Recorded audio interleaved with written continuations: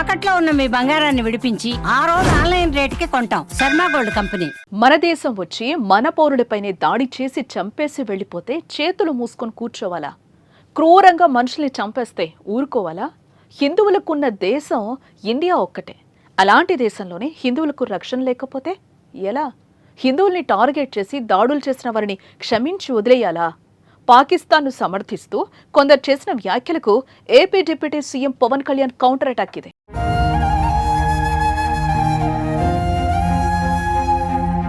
పహల్గాం దాడి ఘటనపై AP deputy CM Pawan Kalyan తీవ్రంగానే ఖండించారు. ఈ ఘటనలో పాకిస్తాన్ కు మద్దతుగా మాట్లాడుతున్న వారిపై ఫైర్ అయ్యారు. మత ప్రాతిపదికన 26 మందిని చంపినా పాకిస్తాన్ కు అనుకూలంగా మాట్లాడటం సరికాదని, అలా మాట్లాడాలనుకుంటే ఆ దేశానికే వెళ్లిపోవాలని సూచించారు.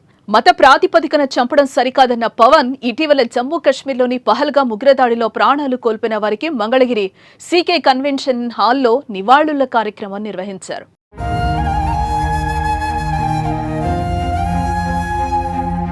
ఉగ్రవాదం, హింసపై అందరూ ఒకేలా స్పందించాలన్నారు. కశ్మీర్ భారత్లో భాగమని, ఇలాంటి విషయాలపై ఓట్లు, సీట్ల కోసం మాట్లాడకూడదని చెప్పారు. ఈ ఘటనలో ప్రాణాలు కోల్పోయిన శ్రీ పొట్టి శ్రీరాములు జిల్లా కావలికి చెందిన మధుసూదన్ రావు కుటుంబానికి పార్టీ తరపున 50 లక్షల ఆర్థిక సాయం ప్రకటించారు. సత్యం మాట్లాడాలంటే చాలా ధైర్యం కావాలని, చనిపోయిన మధుసూదన్ రావు ఎవరికి హాని చేశారు? కుటుంబాన్ని తీసుకుని కశ్మీర్కు వెళ్తే చంపేస్తారా?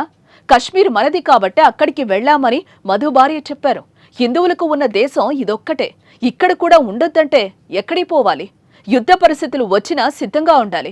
మత కలహాలు సృష్టించే వారిపై అప్రమత్తంగా ఉండి ఎదుర్కోవాలని పవన్ కళ్యాణ్ సూచించారు. పాకిస్తాన్ని ప్రేమిస్తా అంటారు వీళ్ళందరూ. ఇక్కడ భారతదేశంలో కూర్చొని మీరు పాకిస్తాన్ని ప్రేమిస్తుంటారు. మొన్న కొంతమంది నాయకులు డిబేట్లో మాట్లాడుతుంటే చూస్తున్నాను. మీరు పాకిస్తాన్ అంత ప్రేమిస్తే దయచేసి పాకిస్తాన్కి వెళ్ళిపోండి. ఇక్కడ ఎందుకు? పాకిస్తాన్ మీద మీకు అంత ప్రేమే ఉంటే ఇది మాట్లాడుతున్న పని ఏదైనా వీళ్ళందరూ కూర్చొని కాంగ్రెస్ నాయకులు వీళ్ళందరూ, కొంతమంది ఎమ్మెల్సీలు కూడా ఉన్నట్టుగా అనిపించింది నాకు చూస్తుంటే. ముఖ్యంగా సౌత్ నుంచి ఉన్నారు కొంతమంది సీనియర్ కాంగ్రెస్ నాయకులు. కాంగ్రెస్లోనే విభేదం ఉంది. మేము ఇక్కడ మేము వెళ్ళిపోతే మీరు పాకిస్తాన్ని, మీరు భారతదేశంలో దాడి జరిగినప్పుడు భారతదేశానికి నిలబడాలి తప్ప పాకిస్తాన్కి నిలబడతాం మీరు సెక్యులరిజం అంటే అది ఏ ససేమిరా ఎవరు ఒప్పుకోరు. ఇక్కడ పోయిన ప్రాణాలని మనం ఎలాగ తిరిగి తీసుకురాలేము. పెద్ద ఎర్నింగ్ మెంబరు చనిపోయాడు కుటుంబంలో, మధుసూదన్ గారి కుటుంబంలో.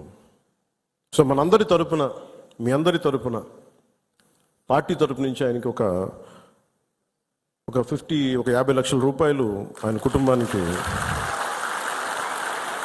అందజేస్తున్నారు.